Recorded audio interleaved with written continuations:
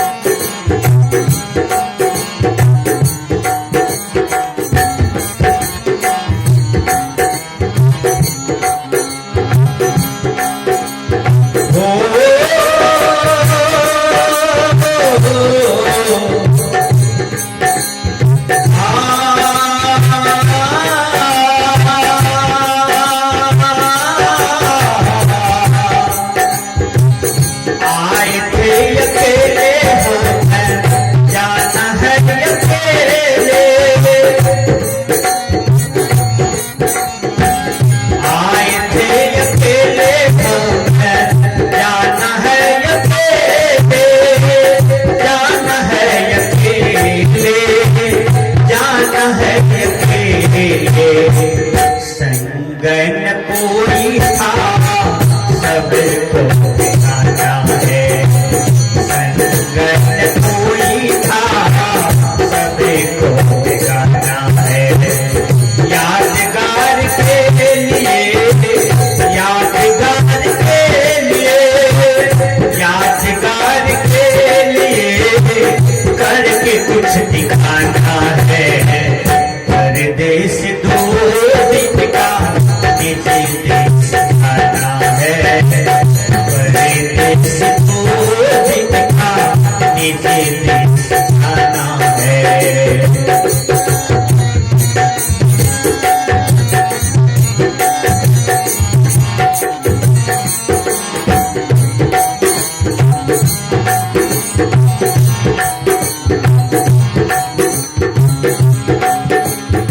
जहां हम लोग रहते हैं ये परदेश है। आपका बेटा अमेरिका जाए, इंग्लैंड जाए, यूक्रेन चला जाए, रूस ब्रिटेन चला जाए, तो उसको दिमाग में एक ही बात बैठा रहता है कि हम परदेश में हैं। एक दिन हमको इंडिया जाना है। याद कर लीजिए ठीक से। साधारण यही लीजिए, दिल्ली पंजाब जाता है तो उसको क्या दिमाग में रहता है कि हमारा घर बिहार में है, एक दिन हमको बिहार लौटना है, रहता है दिमाग में। उसी प्रकार ये जो है जहां हम लोग अभी हैं, यह क्या है? यह परदेश है। एक दिन निज देश जाना है। वो निज देश क्या है? मुक्ति का धाम, मोक्ष का धाम। नहीं तो परदेश परदेश में अभी तक हम लोग भटक रहे हैं, भोख रहे हैं। बाबा मिही ने कहा आवागमन सम दुख न दूजा, इसके निवारण के लिए प्रभु भक्ति करना चाहिए। आप अपना देश अभी तक नहीं लौटे हैं। अपना देश में कौन कौन लौटे हम थोड़ा सा बढ़िया से बता रहे हैं। बाबा मिही अपना देश चले गए, वो अब ये परदेश नहीं आएंगे। उसको मुक्ति धाम कहते हैं, मोक्ष का धाम कहते हैं। सदगुरु कबीर साहब अपना देश चले गए, जहां से अब आने वाले नहीं है, उसको मोक्ष धाम कहा जाता है। विचार कीजिए, गुरु नानक, गुरु गोविंद सिंह, स्वामी विवेकानंद, शंकराचार्य, ये सब अपना देश चले गए। ये परदेश कभी नहीं आएंगे। अब परदेश में कौन आता है? ये साधारण जीव बार बार जन्मते हैं, मरते हैं। ये परदेश में ऐसा हो रहा है। इसलिए कहा आया जहां से सैर करने, हे मुसाफिर तू यहाँ, तू सैर करना भूल कर निज घर बनाकर टिक गया। अब कर याद अपने देश की, परदेश में क्यों ठहर गया? ये परदेश में हम लोग ठहर गए हैं। माया के चक्कर में, मोह के चक्कर में, धन की चक्कर में, भोग की चक्कर में ये नाना प्रकार का जाल जो बना लिए हैं, इसी यही मालूम पड़ता है सत्य है। लेकिन याद रखिए, यदि यह सत्य रहता तो यह परिवर्तनशील नहीं रहता, सब बदल जाता है। जिसको अपना अपना कहते हैं वो भी बदल जाता है। छाने में बदल जाता है। जिसको अपना अपना कहते हैं वही मार भी बैठता है, वही सर्वनाश भी कर बैठता है। किसको अपना कह रहे हैं? संत महात्मा कहते हैं चेतो। कैसे? आए थे अकेले जाना है अकेले,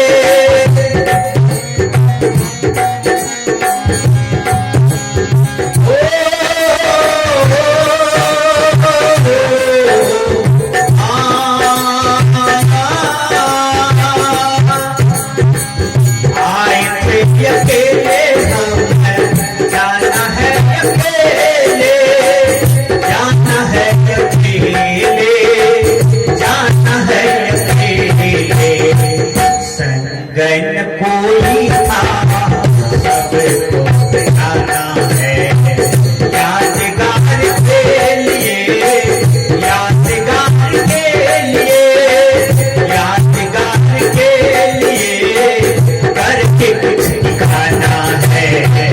परदेश 2 दिन का विदेश जाना है, परदेश 2 दिन का विदेश जाना है।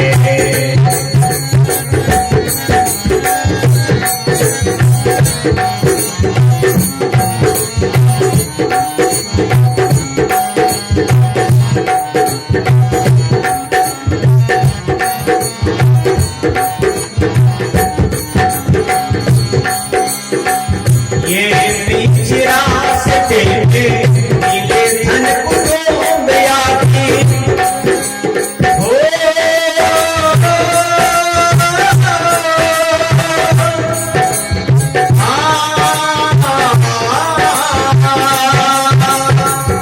बीच में पत्नी मिलती है, माँ मिलती है, पिता मिलते हैं, बेटे मिलते हैं, बेटी मिलता है, नेताजी मिलते हैं, गुरु जी मिलते हैं, संत जी मिलते हैं, लेकिन जो बीच में मिलते हैं वो स्थिति अपना नहीं होता है।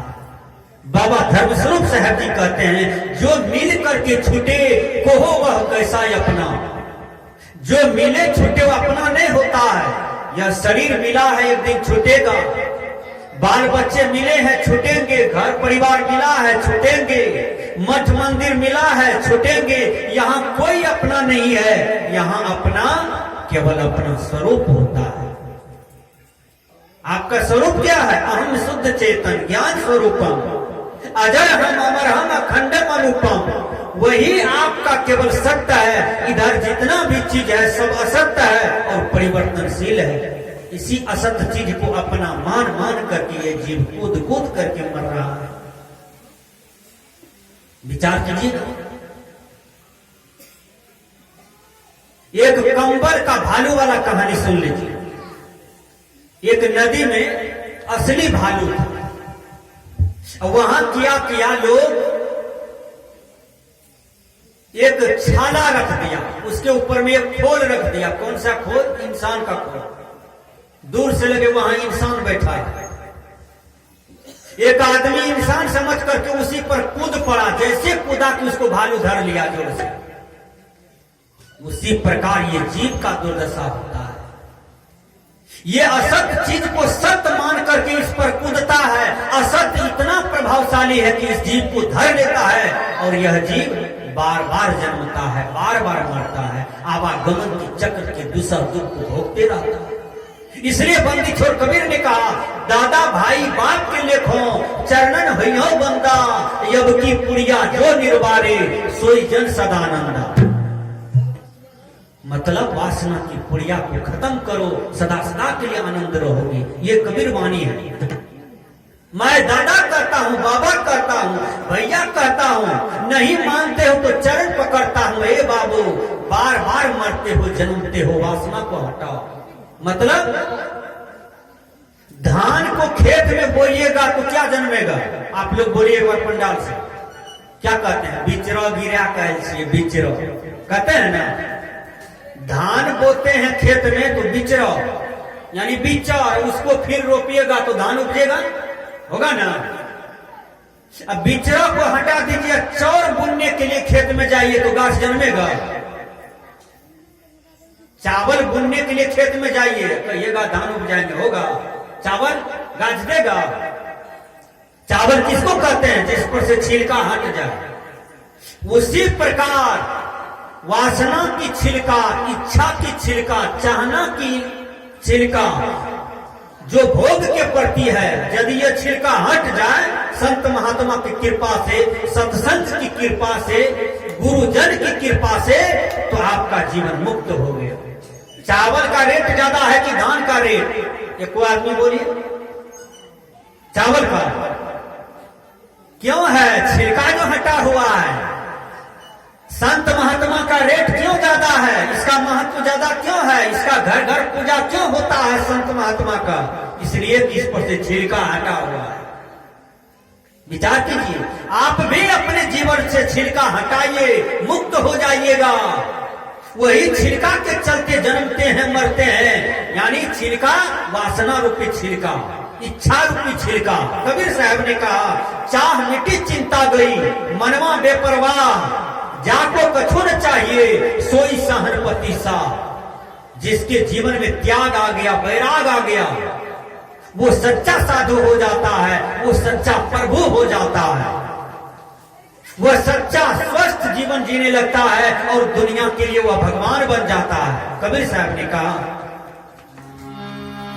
नेकी बदी की लगी तो तुझाने,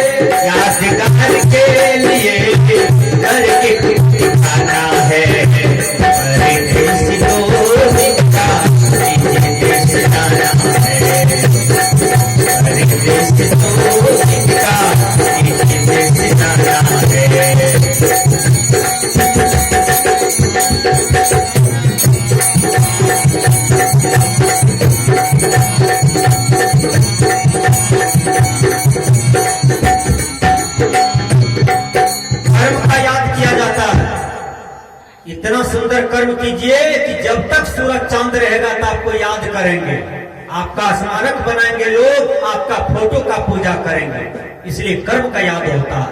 संत ने कहा, जार जगत से असंग रहे रणवीर,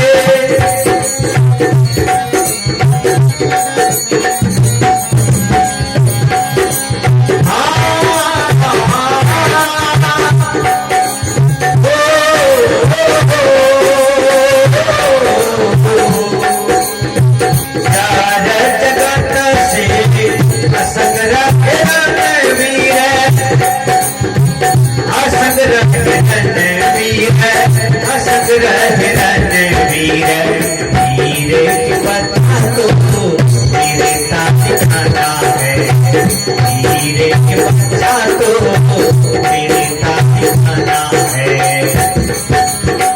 यादगार के लिए, यादगार के लिए, यादगार के लिए करके कुछ दिखाना है। परदेश को दिखा देश जाना है, देश जाना है।